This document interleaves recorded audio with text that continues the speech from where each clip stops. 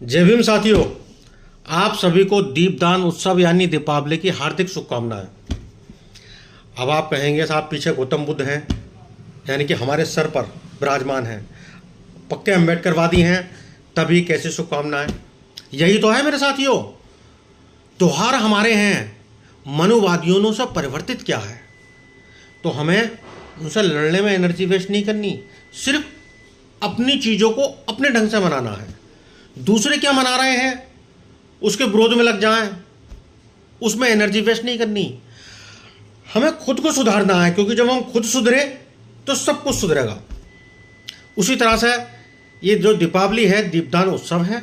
भगवान गौतम बुद्ध को ज्ञान प्राप्त हुआ, इसी खुशी में एक दूसरे को दिए भेजकर ज्ञान का हम दीप जलाते हैं और घर की सजावट कर कर हम प्रकाश उत्सव मनाते हैं, यानी कि भगवान गौतम बुद्ध को ज्ञान प्राप्त होने की खुशी मनाते हैं। उसी तरह से दशहरा है, उसी तरह से ये धनतेरस थी, है ना। आप पढ़िए तो जितने भी त्यौहार हैं ये सब मूल्यवासियों के हैं, सिर्फ इनका रूप परिवर्तित किया गया है। उसी तरह से ज़्यादातर भगवानों का भी रूप परिवर्तित कर दिया गया। ज़्यादातर मंदिर जो हैं वो गौतम बुद्ध के हैं।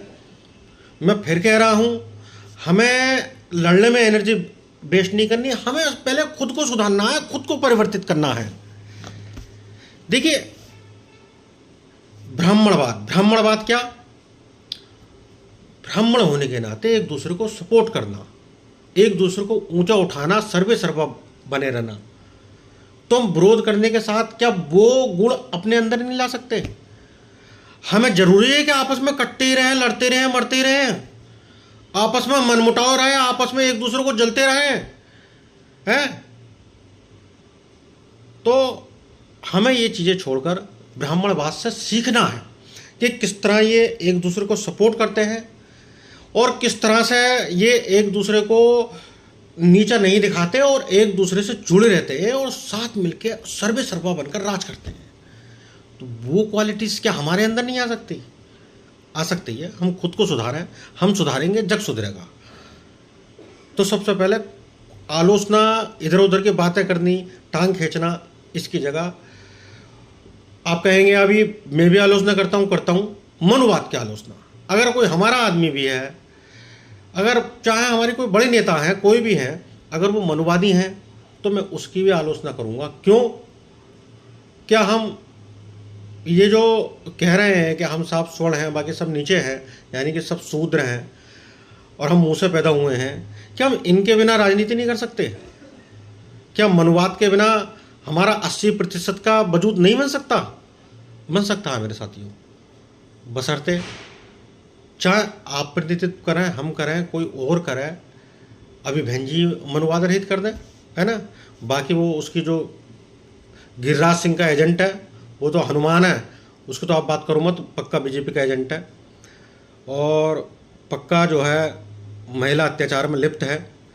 अब छोड़िए बात, बाकी बहन जी का अभी घोषित कर दें मनुवाद रहित, अभी पार्टी डिस्ट्रॉय। तो हमारी जो लड़ाई है वो मनुवाद से है। और बाकी जो हमारे केकड़े हैं, है ना, खुद को सुधारें। जैसे ये चंदन है, मुझे कहीं ना टोका पैसा भी चंदन को लगा रखा है, तो जो है ब्राह्मण लगाते हैं नहीं। चंदन और साथ में इसके आप कपूर मिलाइए, गुलाब जल ये मिलाइए आप, हैं। इसके साथ में कस्तूरी हल्दी मिला सकते हैं और ज़्यादा देर तक अगर ये ना सूखे तो एलोवेरा जेल मिला सकते हैं। एलोवेरा जेल का मतलब है एलोवेरा काटिए, तो आप देखेंगे ऐसी ठंडक महसूस होगी, आपका माइंड शांत रहेगा, ठंडा रहेगा, पॉजिटिव एनर्जी मिलेगी, बैक्टीरिया जो आसपास बैक्टीरिया वो दूर रहेंगे। तो ये मत देखिए कौन करता है, ये देखिए कि किसी में क्या अच्छाई है, क्या बुराई है। अच्छाई अपना लीजिए, बुराई दूर कर दीजिए। चलिए साथियों, दीपदान उत्सव के मौके पर एक दूसरे के यहाँ ज्ञान का दीप भेजें, घर की साफ सफाई करें, पॉजिटिव रहें, घर को सजाएं, संवारें और एक दूसरे में खुशी बांटें। जय भीम, जय भारत मेरे साथियों।